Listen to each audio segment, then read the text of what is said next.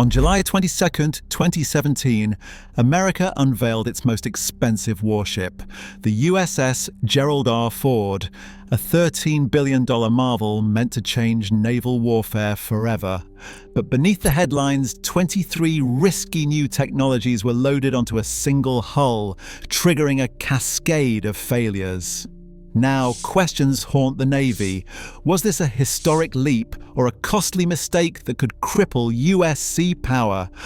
The real story begins with the money and an even bigger gamble. Congress never intended the USS Gerald R. Ford to be a blank check. In 2006, lawmakers set a statutory cost cap for the ship at $10.5 billion, hoping to rein in the kind of overruns that had haunted earlier Navy programs. But as the years passed, that ceiling kept rising. By 2009, the cap had climbed to $11.3 billion, then to $12.887 billion in 2013, and finally to $13.027 billion by 2016. Each increase arrived with a new justification: inflation, design changes, technical setbacks, and the integration of unproven systems. Budget watchdogs in congressional hearings pressed Navy officials for answers. Selected acquisition reports and GAO audits documented the stepwise escalation.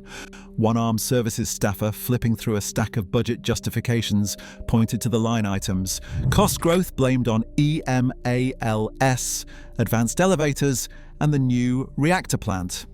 The final tally, according to Congressional Research Service and Navy figures, landed at $13.3 billion, just over the last cap, not counting billions more in research and development. The cost cap mechanism, designed to force discipline, had become a moving target. Each time the Ford's price tag threatened to breach the law, Congress quietly passed another adjustment, often buried in the National Defense Authorization Act. The rationale was always the same: the ship was too important to fail and too far along to stop. Behind the numbers, the stakes were enormous.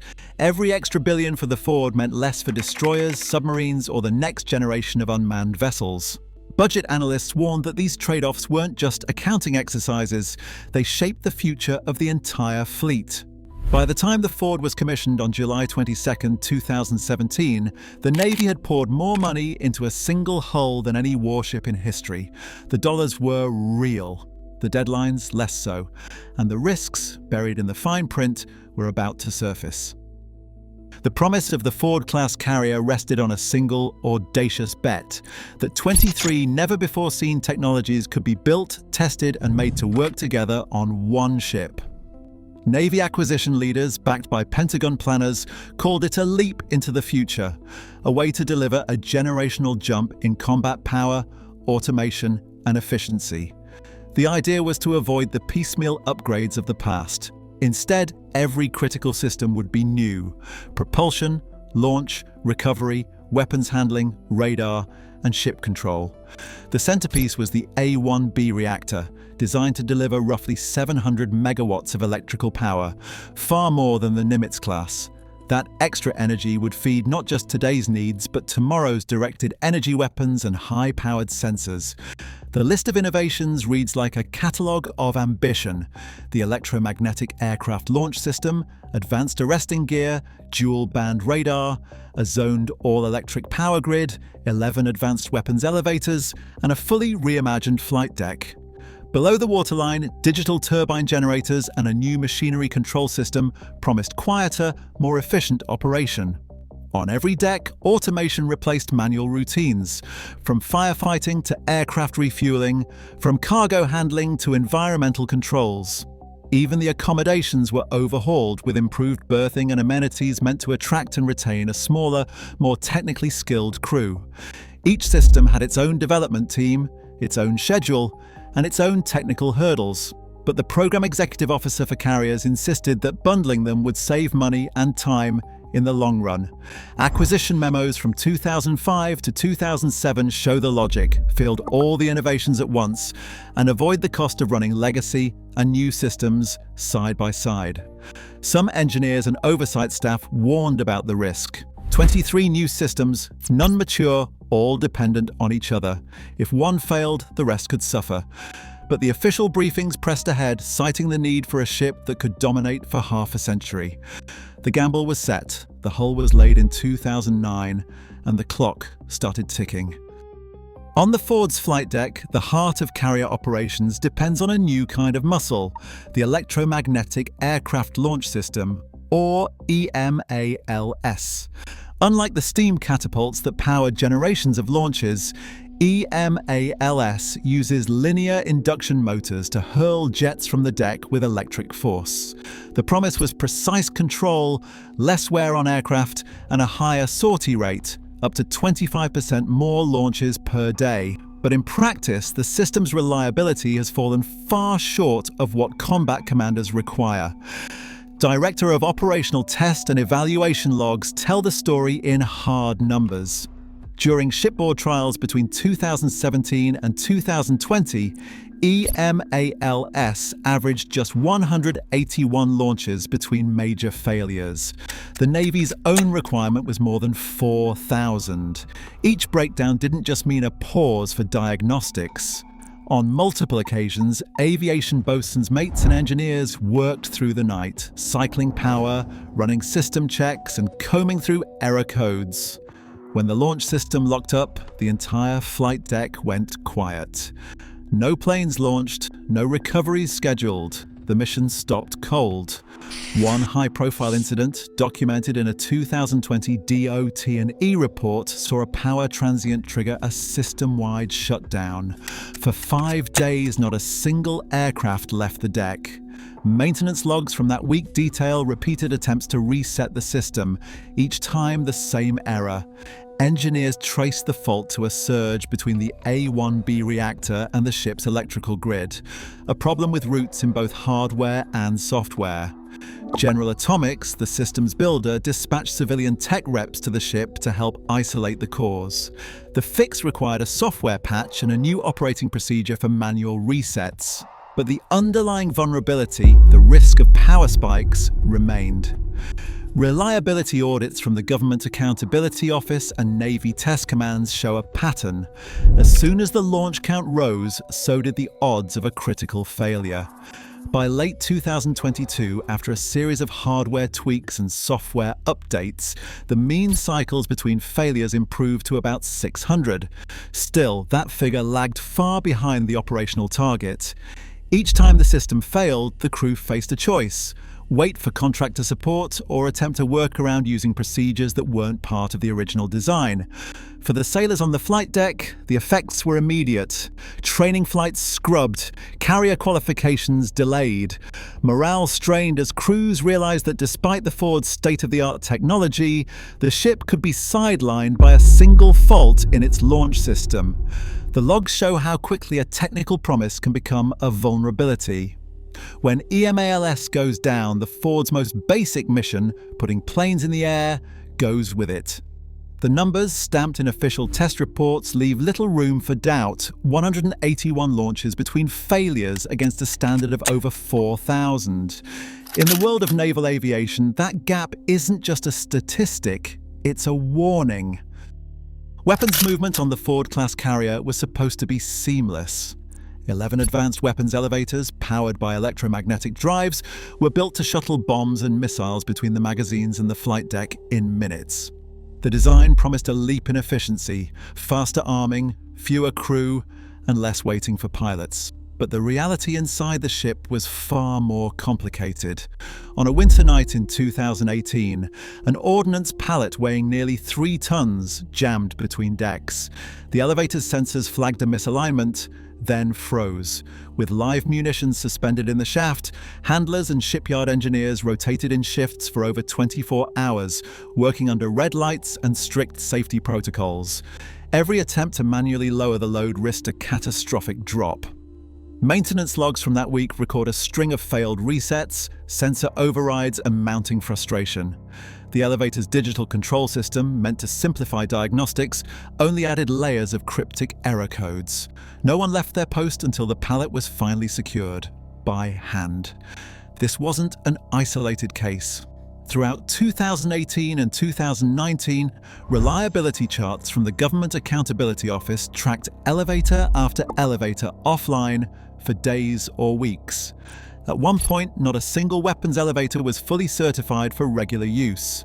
Crew improvised, hauling ordnance by backup lifts or even by hand, while waiting for civilian tech reps from the contractor to fly in parts and guidance. Each fix revealed another weak link: faulty sensors, misaligned doors, software glitches, or supply chain delays for specialized components. Navy records show that the last two elevators didn't reach full operational status until mid-2022, 5 years after commissioning. Meanwhile, the ship's Advanced Arresting Gear, or AAG, was supposed to revolutionize aircraft recovery. Instead, recovery crews found themselves staring down repeated lockups.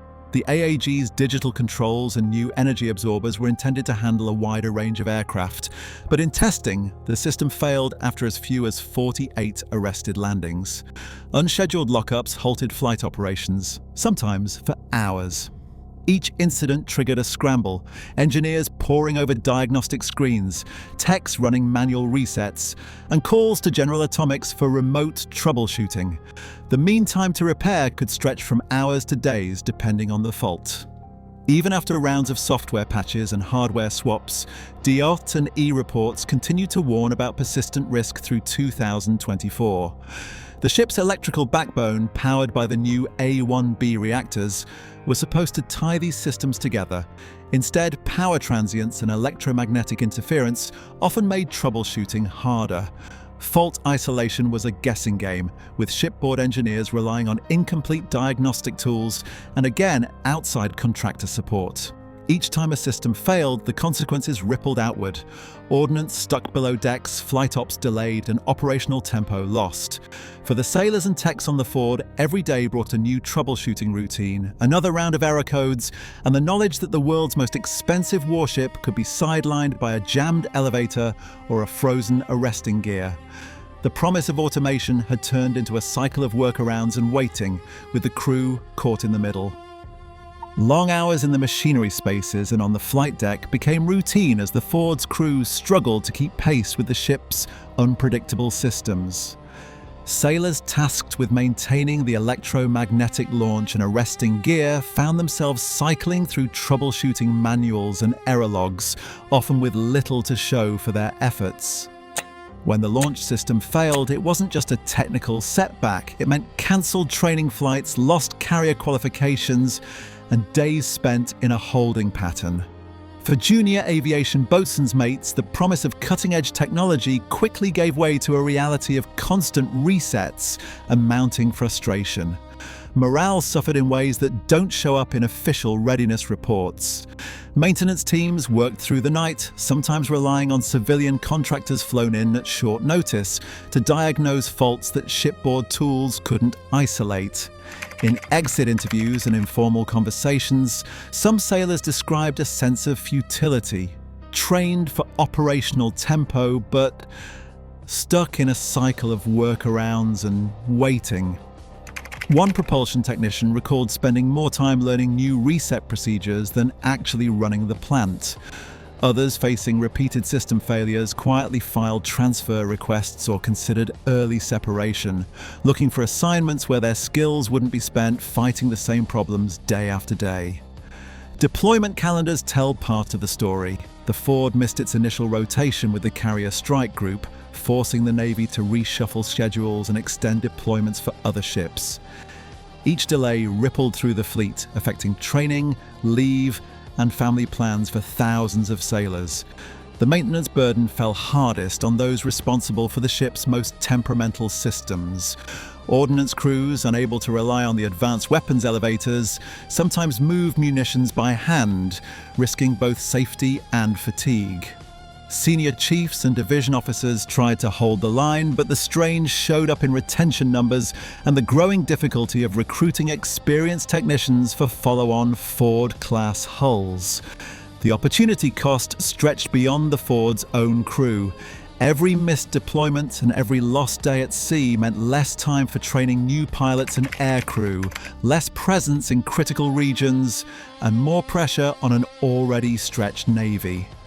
For the sailors living it, the promise of a next-generation warship had become a daily test of patience and endurance. The Ford's technical growing pains weren't just a matter of delayed milestones. They were measured in missed birthdays, cancelled homecomings, and careers redirected by frustration. In the end, the most advanced carrier in the world depended on a crew asked to do more with less and to keep faith in systems that often failed them when it mattered most. In the years after commissioning, independent oversight bodies pressed for answers on the Ford's troubled entry into service.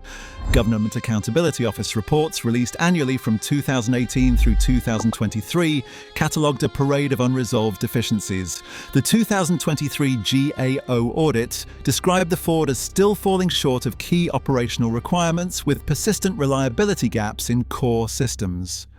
The report's language was blunt. The ship continues to face significant and unresolved deficiencies that affect its ability to meet mission objectives. Test data from the Director of Operational Test and Evaluation reinforced these findings. The mean cycles between failures for EMALS and the advanced arresting gear lagged well below the Navy's own standards. Even after years of retrofits and software patches, neither system consistently met the threshold for sustained high-tempo operations. The weapons elevators, declared fully operational only in 2022, remained under close watch, with reliability metrics tracked on every deployment. In closed-door testimony, GAO analysts pointed to a deeper problem. The decision to integrate 23 new technologies at once had compounded risk, making it nearly impossible to isolate and fix failures without ripple effects across the ship.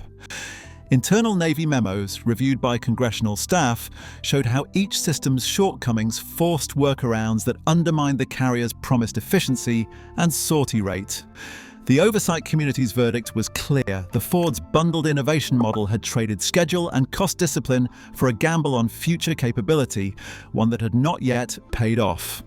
Meanwhile, the threat environment outside the shipyard was changing faster than the Ford's technical fixes. Classified and public wargaming studies conducted by the Center for Naval Analyses and RAND modeled the survivability of large carriers in contested waters. The results were sobering. Chinese anti-ship ballistic missiles like the DF-21 and DF-26 were assessed as credible threats to any carrier operating within hundreds of miles of the mainland. In these scenarios, massed missile salvos quickly overwhelmed traditional carrier defenses. The Ford's technological edge, its advanced power plant, launch systems and automation, offered little protection against a saturation attack. Naval strategists began to question the wisdom of concentrating so much combat power in a single $13 billion hull. Distributed fleet concepts, emphasizing more numerous and flexible ships, gained traction in Pentagon planning documents. Analysts argued that the Ford's cost and complexity made it a high-value target, while its unproven reliability left the fleet exposed during periods of downtime. The GAO's 2023 summary put the dilemma in stark terms. The Navy had invested in a technological marvel, but one whose operational readiness and strategic value were still in doubt. As the Ford-class program pressed on, the debate over accountability grew sharper. Congressional hearings demanded to know whether lessons from the Ford's troubled debut would shape future procurement.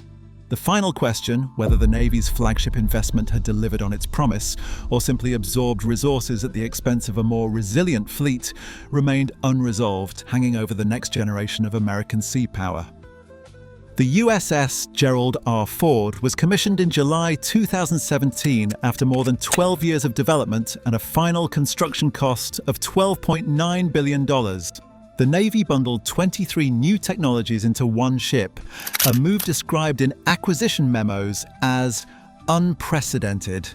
Yet government testing logged the EMALS launch system, reaching only 181 launches between major failures, far short of the 4,000-plus target. Weapons elevators and arresting gear faced repeated breakdowns, as documented in GAO and DOT&E reports. Crew testimony and exit interviews point to frustration and missed deployments. Oversight bodies, including the GAO, continue to report significant unresolved deficiencies, while the threat environment grows more complex. The Navy has not released full details of all system fixes or the classified results of recent war games. What remains clear is the Ford story, a $13 billion gamble that has not yet delivered on its promise. The future of American naval power may depend on whether these lessons are heeded.